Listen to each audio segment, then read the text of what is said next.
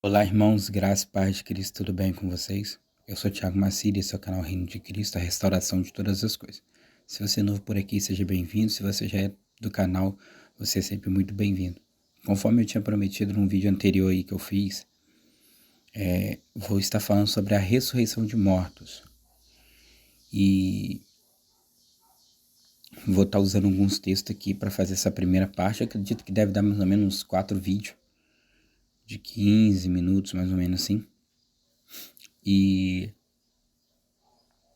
aí a gente vai estar tendo uma ideia do que de fato é a ressurreição de mortos na mente dos apóstolos, da igreja na era primitiva e também até mesmo na mente do nosso Senhor e Salvador Jesus Cristo, tá bom?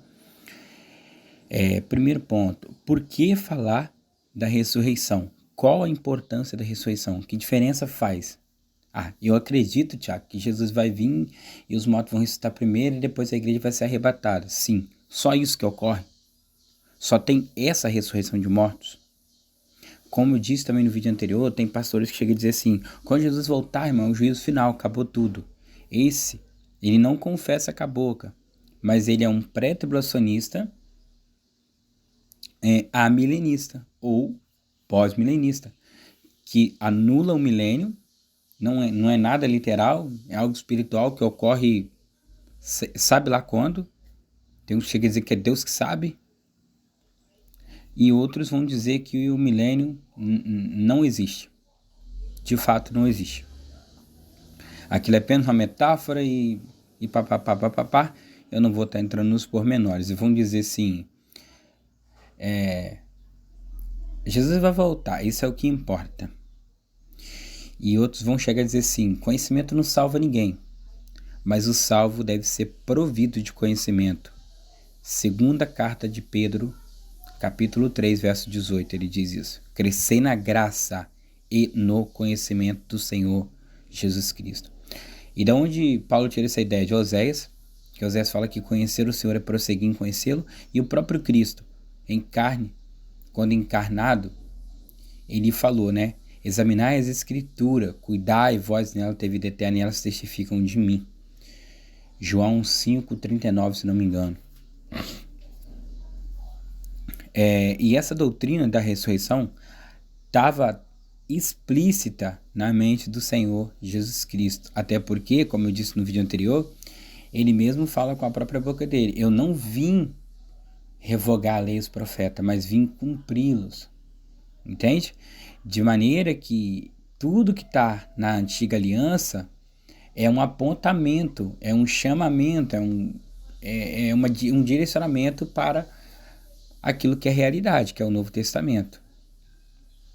E que diferente que muitos acreditam, que começa em Mateus, mas Mateus ainda Jesus disse: eu não vim revogar a lei e os profetas, mas vim cumprir. Escritor de Hebreus, que é até o livro que a gente... Livro não, né? Epístola que a gente está aqui agora, que a gente vai até fazer essa leitura, ele diz que só há testamento quando o testador morre. Cristo ainda estava vivo quando foi relatado quando Mateus teve aquela visão, quando João teve aquela visão ali ocular junto com ele ainda estava vivo. Claro que teve a parte que ele morreu, ressuscitou e eles viram, sim. Mas após a morte e ressurreição, é que sim, se você pode notar ali o Novo Testamento. Então, basicamente, o Novo Testamento é de Atos para frente. Entende? E você vê que bem em Atos ali, aquela transição ali de alianças, na verdade a gente vive essa transição, né? Você vê que eles como é que eu posso dizer, aplicam muito a lei para que as pessoas compreendessem a nova aliança. E hoje pouco se fala da lei. As pessoas acham que acabou, passou, caducou. Alguns dizem que caducou. A gente sem desprovida de conhecimento do Senhor Jesus Cristo. Por isso que faz isso. Eu acho que é só crescer na graça. Eu acho que graça é desgraça. Essa graça maldita que eles vivem aí, de que tudo já tá feito, e papapá, somos um coitadinho, ou na pior das hipóteses somos hipócritas, né, que fala e não faz. Então, assim, isso daí é uma desgraça, não é graça. Essas pessoas já caíram da graça há muito tempo. Mas, enfim, o que eu quero dizer é o seguinte: basicamente o Novo Testamento é de Atos para frente. Então, tudo que está acontecendo ali em Mateus, Marcos, Lucas e João, basicamente, tá, gente? Antes a morte e ressurreição de Cristo e a sua ascensão ao céu, aquilo dali ainda é Antigo Testamento. Só isso que eu queria que você deixasse bem claro na sua mente. E outra coisa, separa as escrituras assim, ó. Criação, promessas, a Torá, que é a lei, né?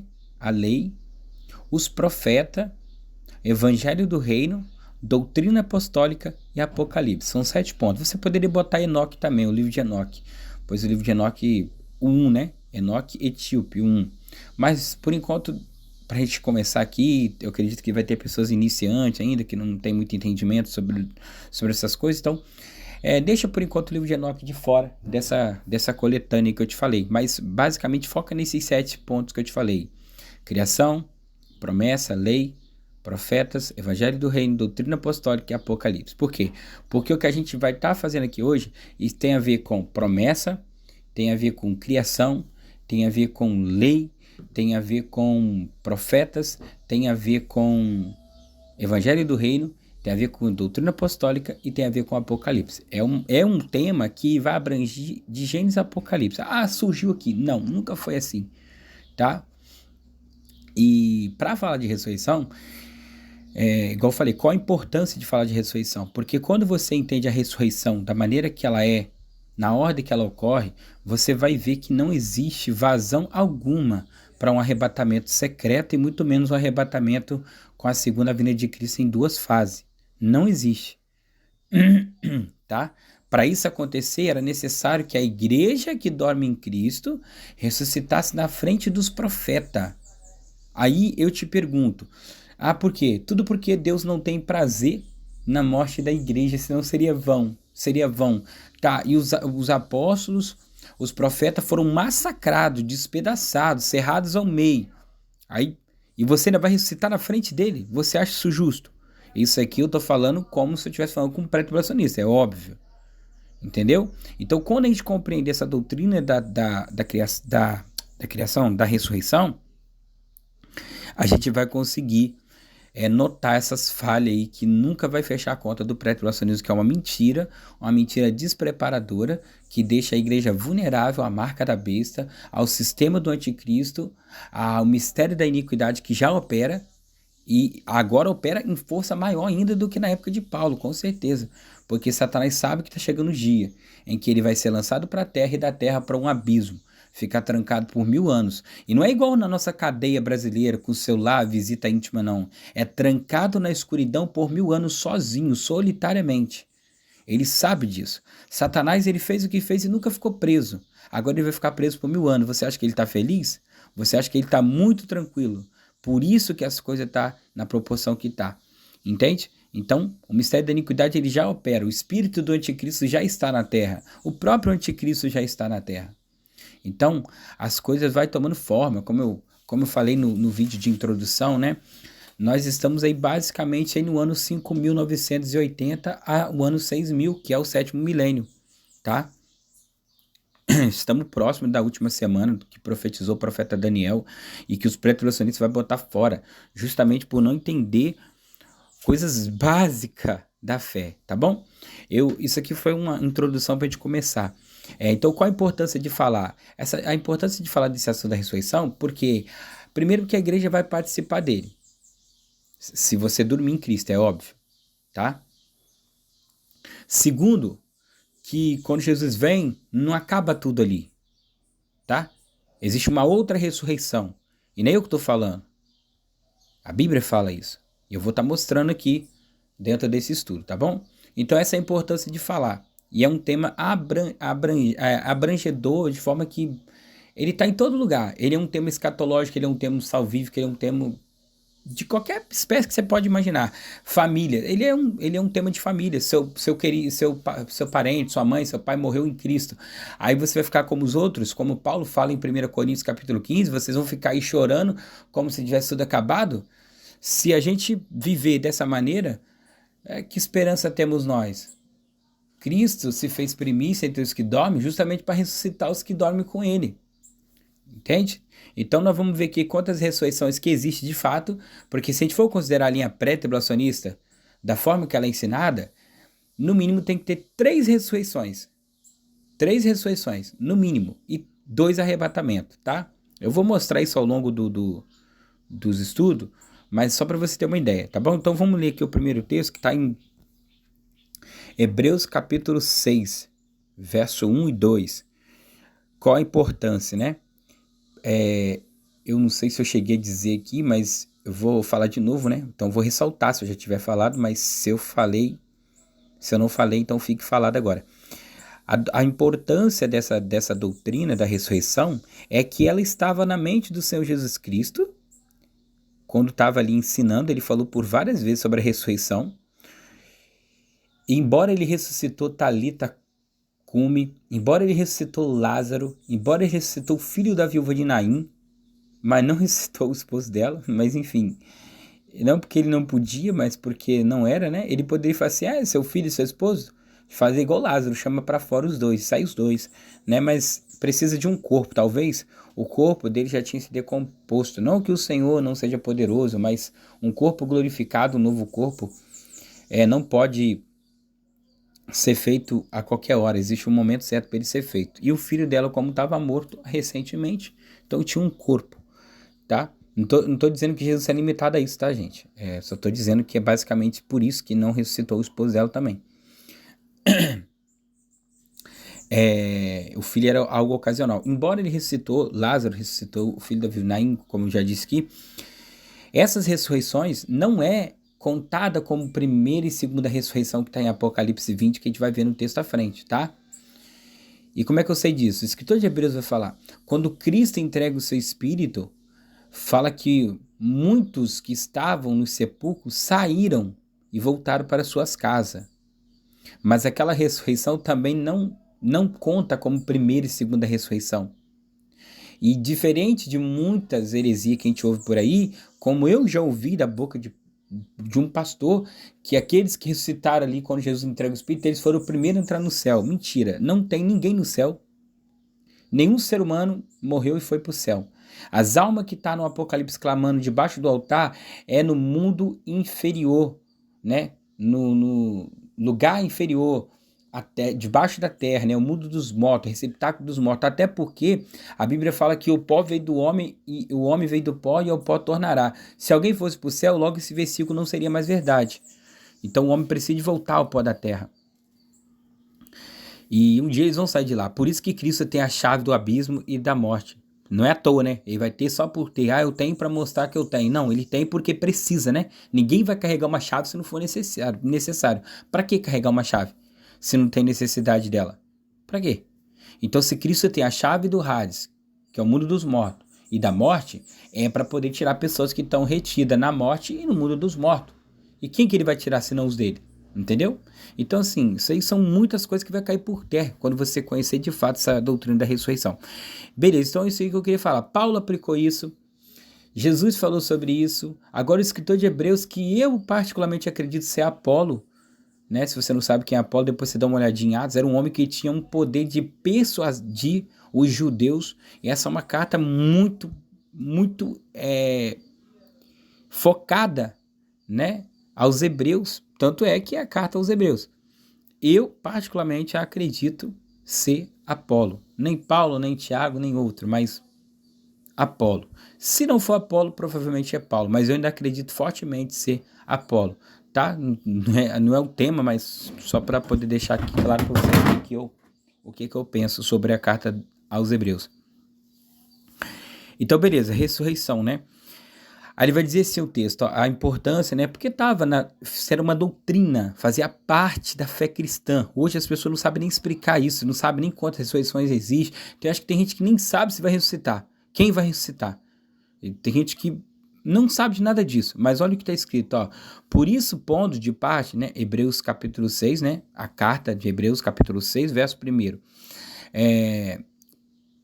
Por isso, pondo de parte os princípios elementares da doutrina de Cristo. Isso aqui é doutrina de Cristo e que passa a ser também a doutrina apostólica, né? Claro, óbvio, doutrina apostólica é aquilo que é de Cristo, porque eles eram apóstolos de Cristo, testemunhas oculares, vivas de Cristo.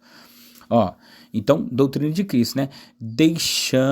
Deixemos-nos levar para o que é perfeito.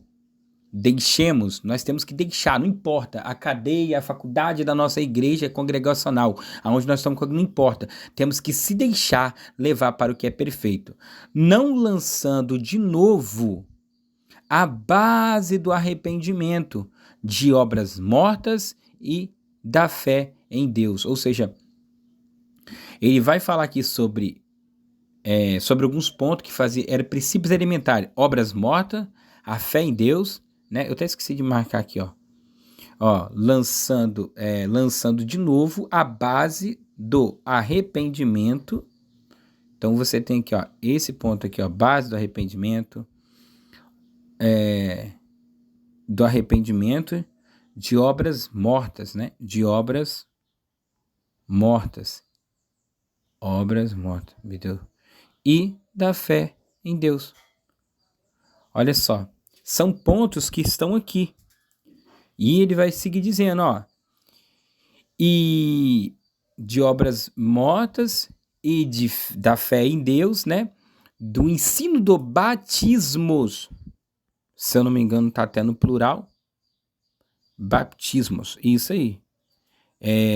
Seria algo, como que eu posso dizer assim? Alguns batismos, né? Seria o batismo com fogo, com espírito e com água. Não é o tema. Também da imposição de mão, da ressurreição de mortos e juízo eterno. É aqui que eu queria chegar. Ou seja, isso aqui são princípios elementares. Ele fala, ó, verso 1, ó, por isso, pondo de parte os princípios elementares da doutrina de Cristo. Isso aqui era coisas primordiais, básica, daquilo que se diz a doutrina de Cristo, para seguir Cristo. Cristo tem uma doutrina. Ah, eu creio em Cristo, tá, mas e o batismo? Ah, não importa, eu creio em Cristo. Não, Cristo tem uma doutrina. Cristo tem uma ata. Quando você chega numa igreja e não te apresenta uma ata com várias interpretações erradas, ignorante, soberbas, hipócritas, imunda. Sim, para seguir Cristo também. A fé é baseada naquilo que ele ensinou. E ele não ensinou quando chegou ali, João disse, eis o Cordeiro de Deus que tira o pecado do mundo, ou quando o Gabriel falou para Maria, bendito é o fruto que está no seu ventre. Não é a partir dali que Cristo está ensinando. Essas coisas estão sendo ensinadas desde o Éden, desde a criação. Por isso que eu falei, grava criação, promessa, lei, profetas, evangelho do reino, doutrina apostólica e apocalipse. Essas coisas está,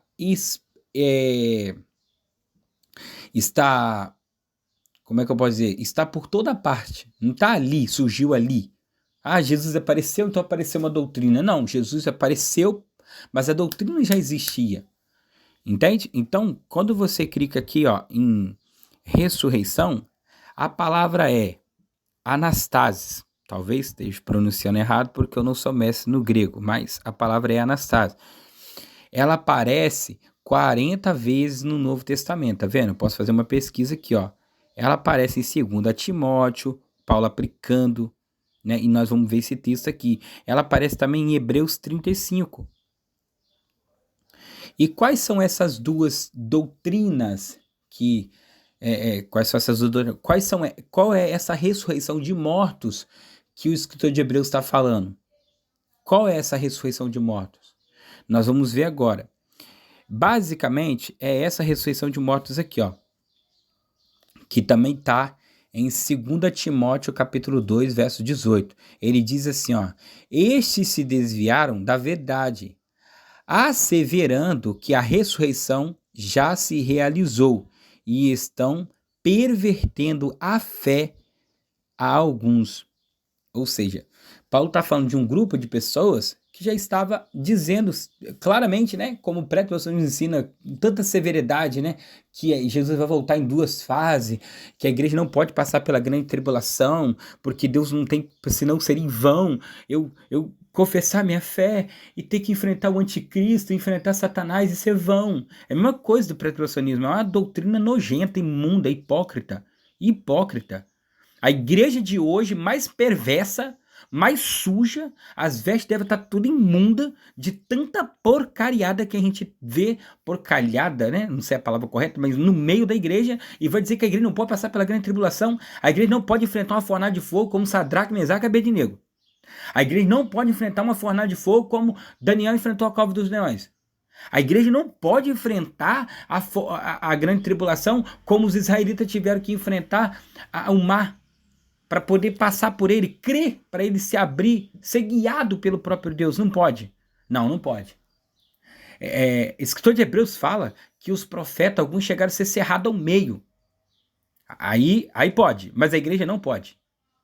E a igreja ainda vai ressuscitar na frente dos profetas, porque a linha pré-tribulacionista hipócrita, nojenta, imunda, afirma que a sétima trombeta do Apocalipse não é a última trombeta que Paulo está falando em 1 Coríntios capítulo 15, versos 50 lá, mais ou menos, não lembro agora de qual, acho 50, 51. Eles vão falar que não é a mesma.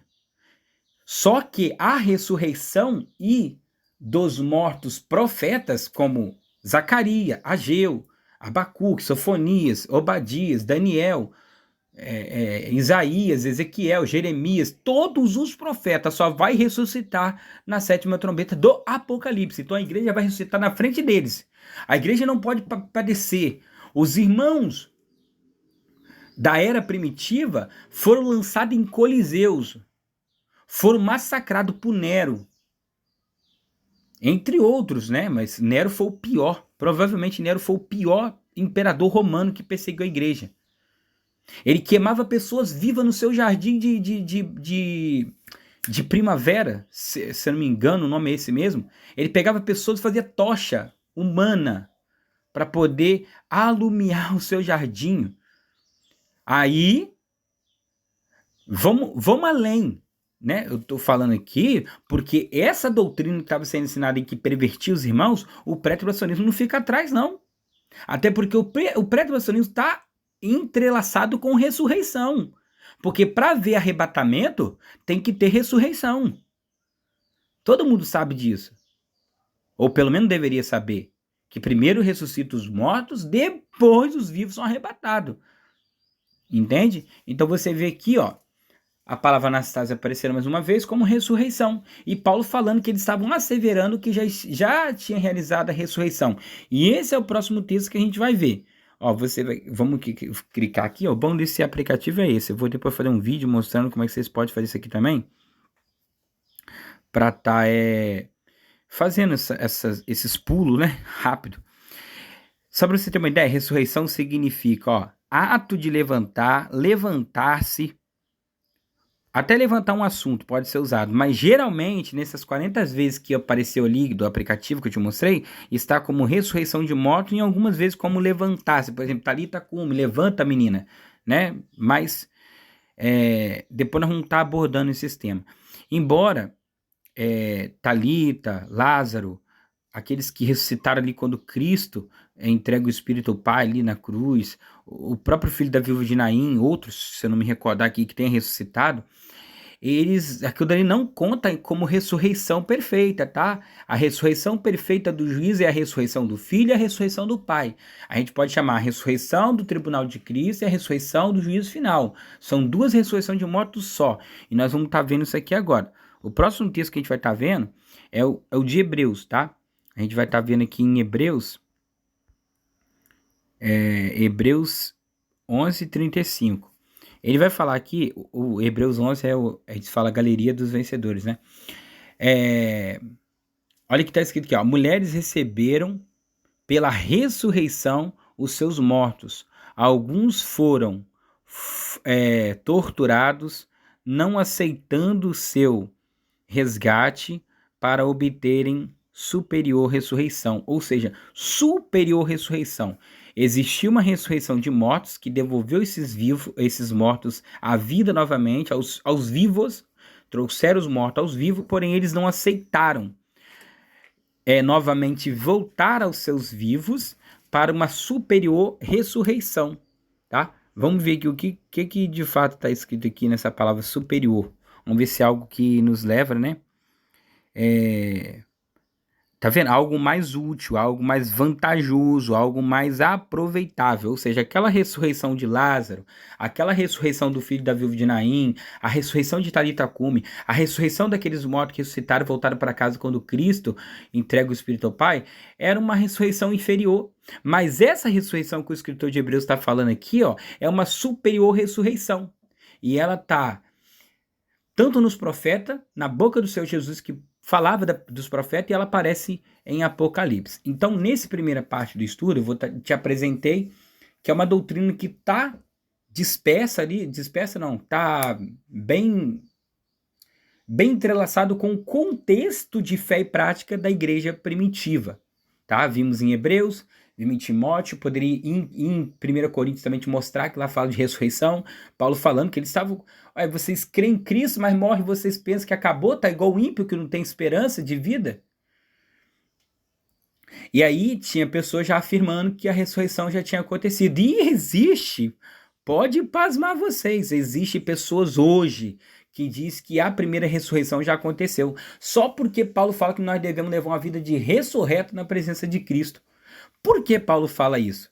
Seria um tema à parte, mas eu quero dar uma pincelada aqui só para você entender. Quando Paulo fala que nós devemos levar uma vida de ressurreição diante de Cristo, quer dizer que nós devemos imitar Cristo, que foi o primeiro a ressuscitar. Se nós somos corpo de Cristo, logo nós ressuscitamos também com Ele, para uma viva fé, para uma viva esperança. Não que nós ressuscitamos em nós ressuscitamos nele. E um dia vamos ressuscitar em nós. Aí sim, seremos iguais, no mesmo corpo, né? Igual você me entendeu, né? No mesmo corpo, participante das mesmas promessas. Até porque Cristo, por enquanto, ainda não é o rei assentado num trono. Ele é rei. Mas ele ainda não é um rei sentado no trono, julgando, regendo as nações. Até porque para isso acontecer, ele precisa da esposa. E a esposa tem que estar glorificada. A esposa precisa de estar preparada. E isso vai acontecer no milênio. Tá bom? E então, é basicamente isso. Então, a ressurreição não aconteceu. Aconteceu ressurreições inferiores. Hoje mesmo, no nosso dia, a gente pode ir ali no cemitério orar e o morto voltar à vida. Eu, esses dias, vi um testemunho de uma pessoa que a veia artéria dele não funciona. O médico já deu o diagnóstico, ele está morto. Não sabe nem o porquê que ele está andando, porque o sangue não está passando na veia. O sangue está passando por fora da veia, na parede, do lado exterior da veia. Aí a pergunta é, como é que esse sangue não está se espalhando pelo corpo? Como é que esse sangue está mantendo um fluxo a ponto de fazer o coração funcionar, o cérebro funcionar, tudo funcionar? Porque quem entende de medicina bem melhor do que eu não entendo nada, vai saber que essa veia é uma veia primordial. Ela parou tudo. E é a veia que vai para o coração ainda, próximo do coração. Ela não está funcionando. Ou seja, basicamente ele vive uma ressurreição. Entendeu? Isso era uma ressurreição. Se ele estivesse no caixão e alguém colocasse a mão e falasse assim, meu Deus, tá aqui o teu servo, né? Que ele é pastor e tal. Tá aqui o seu servo, levanta ele para o Senhor poder usar ele mais e tal. E se Deus quisesse fazer isso lá dentro do caixão, logo a veia começar a reter o sangue passando pela parede externa, não importa por onde vai passar, mas funcionar. O médico, quando vê esse rapaz, esse moço, né, já é um senhor já, ele fala, eu não acredito que eu tô conversando com você, porque pela ciência tá morto. Já sua esposa ter pegado o óbito há muito tempo, tem 8 anos já, eu não entendo por que você não caiu ainda. Aí o médico fala com ele. Né? Claro que o médico já conversou com ele, sabe que ele leva de boa, né? Porque o médico não pode chegar falando isso com qualquer pessoa também, né? Mas é porque sabe que ele leva de boa, ele não tá nem aí. Ele sabe que existe algo melhor do que isso aqui. Então, assim, só para você entender, essas ressurreições, elas são inferiores, mas a superior ressurreição, aquela que é útil, é aproveitosa, ela vai acontecer na vinda de Cristo e no juízo final, tá? E nos próximos vídeos eu vou estar mostrando isso para você, beleza? Então, vou continuar no vídeo 2, tá bom?